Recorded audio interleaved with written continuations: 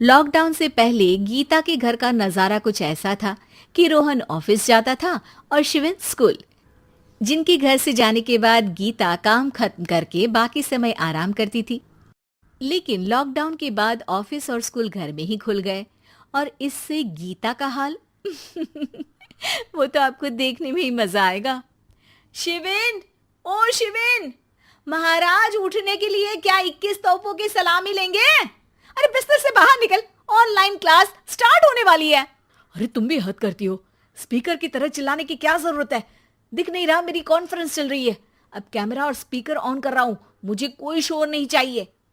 इस पर जैसे ही रोहन लैपटॉप का कैमरा और स्पीकर ऑन करता है तभी कुकर की सीटी बजती है। करा लो अब इसे चुप। लॉकडाउन नहीं हुआ, मेरी मौत का फरमान जारी हो गया। दोनों बाप बेटे ने नाक में दम किया हुआ है। ऐसा बोलकर गीता वहां से शिविन के कमरे में पहुंच जाती है, जहां शिविन अभी भी सो रहा होता है। ओ आलसी, अब अगर 5 मिनट में नहीं उठाना तो आज तेरा गेम और यूट्यूब कैंसिल। माँ की बात सुनकर शिविन बिना 1 मिनट गंवाए उठ खड़ा होता है। उठ गया, अभी नहाकर भी आता हूँ। ये नाटक कहीं और, मुंह पर गीला कपड़ा मार और पढ़ने बैठ। शिविन की ऑनलाइन क्लास स्टार्ट हो जाती है, जिस पर गीता उसे वहां बिठाकर रसोई में चली जाती है। थोड़ी देर में उसे कमरे से कुछ आवाज सुनाई देती है, जिसे सुनकर वो कमरे में वापस आती है। हाय राम, तुझे क्लास अटेंड करने के लिए बोला था, कैमरा ऑफ करके बिस्तर पर नाचने के लिए नहीं बोला था। मम्मी मुझे कुछ समझ नहीं आ रहा, आप बाद में पढ़ा देना ना। वैसे भी अटेंडेंस तो लगी गई है। हाँ हाँ बेटा, जरूर बन जा। तू अभी से हम सबका बाप बन जा। अरे नहीं मतलब कहाँ से लाते हो इतना दिमाग, और पढ़ाई करते हुए ये चला कहाँ जाता है? नाइस क्वेश्चन, दिमाग से पूछकर बता दूंगा। शिविन की बातों से परेशान होकर गीता उसे मारने के लिए जैसे ही आगे बढ़ती है तभी वो कमरे से बाहर भाग जाता है। अब शिविन आगे आगे और गीता हाथ में चप्पल पकड़े उसके पीछे पीछे पूरे घर में दोनों घूम रहे होते हैं। इसी बीच वो रोहन के पास पहुंच जाता है और शिविन को मारने वाली चप्पल रोहन के लैपटॉप पर जाकर गिरती है। ओए माँ! मम्मी, अब पापा को चप्पल मार रही हो? वो आज तक के रिपोर्टर, चुपचाप जाकर क्लास अटेंड कर ले, नहीं तो अगली तेरे पीछे लगेगी। इस पर शिविन वहां से चला जाता है, जिसके बाद रोहन गीता से कहता है, इस सर्कस के लिए कुछ बोलना चाहोगी? अरे क्या करूं, जब से तुम दोनों घर में रहने लगे हो, घर अपने आप ही सर्कस बन गया है और मैं तुम्हारी नौकर। कभी बेटी को संभालो तो कभी बाप के नखरे उठाओ।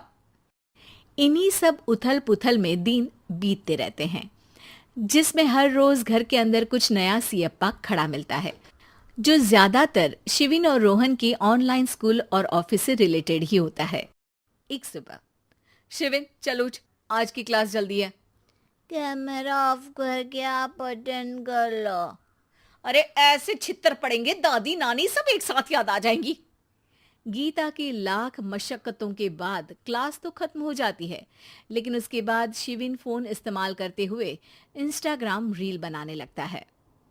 रसोड़े में कौन था? तुम थी, मैं थी, कौन था? कौन था? हाँ, मैं गरीब हूँ, मैं गरीब हूँ। अरे ओ गरीब के बेटे, आजा, मैं बनाती हूँ तुझे गरीब। मैं बताती हूँ रसोड़े में कौन था।